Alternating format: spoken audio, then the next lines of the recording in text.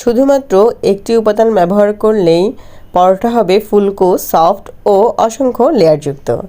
আজকে সেই সিক্রেট উপাদানটাই আপনাদের সাথে শেয়ার করব, যেটা ব্যবহার করলে আপনাদেরও পরোটা হবে একদম হোটেলের মতো ক্রিস্পি, সফট ও অসংখ্য লেয়ারযুক্ত।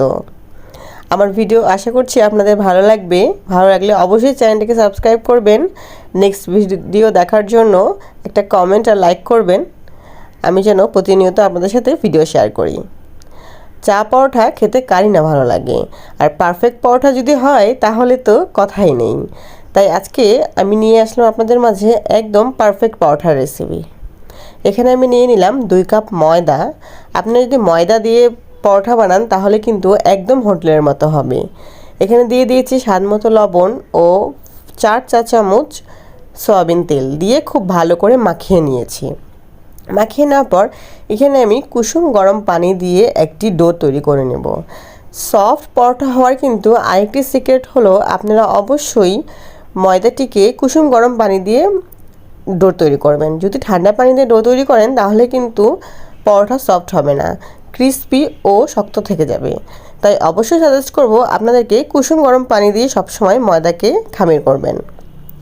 একটা খুব সফট একটা খামির তৈরি করে নেব।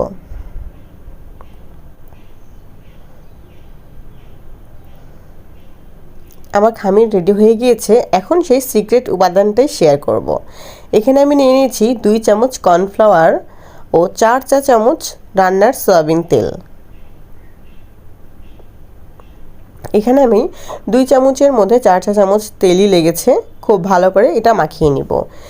এই একটি মাত্র উপাদানই কিন্তু হোটেলে ব্যবহার করে, যা পরোটাকে আপনার করবে ক্রিস্পি, ভিতর থেকে সফট ও অসংখ্য লেয়ারযুক্ত। এই উপাদানটি ব্যবহার করলে আপনারা যতটাই লেয়ার দেন না কেন, রান্নার পরে সব লেয়ারগুলি খুব সুন্দর করে দেখা যাবে। এখন সেটা সাইডে রেখে আমি ডো টিক থেকে লিচি কেটে নেব। আপনাদের যতটুকু সাইজের পরোটা খেতে ইচ্ছে করে সে সাইজ করেই লেচি কেটে নেবেন।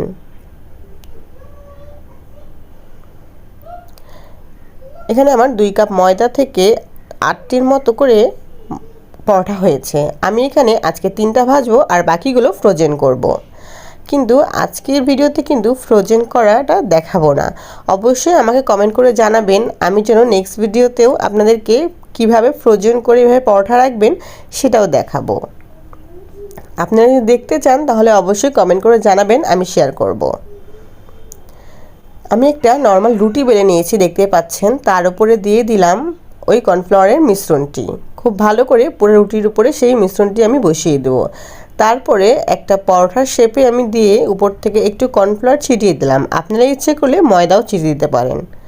আরেকটা লেয়ার দিয়ে আমি এখানে আবার উপর দিয়ে কর্নফ্লাওয়ারের মিশ্রণ ও কর্নফ্লাওয়ার ছিটিয়ে দিলাম। প্রতিটি লেয়ার যদি এই মিশ্রণটা আপনারা ব্যবহার করেন তাহলে কিন্তু খুব ভালোভাবে লেয়ারগুলো দেখা যাবে ও খুব সুন্দর ক্রিস্পি হবে।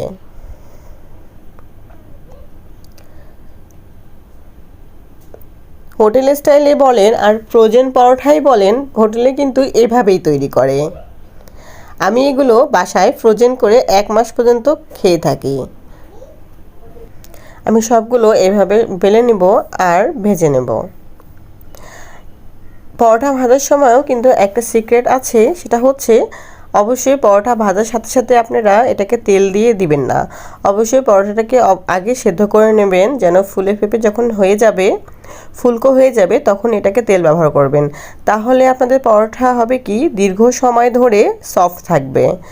দেখুন, আমি কিন্তু পরোটাটা আমার একদম ফুলকো হয়ে গেছে, তখনই আমি তেল ব্যবহার করেছি। এটার কারণে হবে কি উপর থেকে পরোটা একদম ক্রিস্পি থাকবে আর ভেতর থেকে থাকবে একদমই সফট।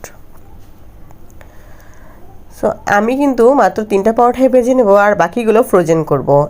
আপনারা যদি চান আমার কাছে ফ্রোজেন পরোটা, আমি ইচ্ছে করলে নেক্সট এপিসোডে আপনাদের সাথে ফ্রোজেন পরোটা শেয়ার করব। সো কে কে দেখতে চান অবশ্যই আমাকে কমেন্ট করে জানাবেন যে আপনারা ফ্রোজেন পরোটার রেসিপিটি দেখতে চান কিনা, আমি অবশ্যই শেয়ার করব।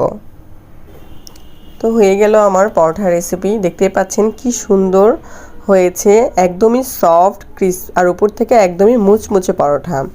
এই পরোটা কিন্তু চা দিয়ে বলেন, সবজি দিয়ে বলেন, খেতে খুবই মজা লাগে। একদমই হোটেলের মতো হয়েছে। আমার এরকম পরোটা কিন্তু বাসায় আমার সবাই খুবই পছন্দ করে। আর আমারও খেতে অনেক ভালো লাগে। তাই আমার ভিডিও যার যার ভালো লেগেছে অবশ্যই আশা করব আর অনুরোধ করব আমার চ্যানেলটিকে সাবস্ক্রাইব করবেন।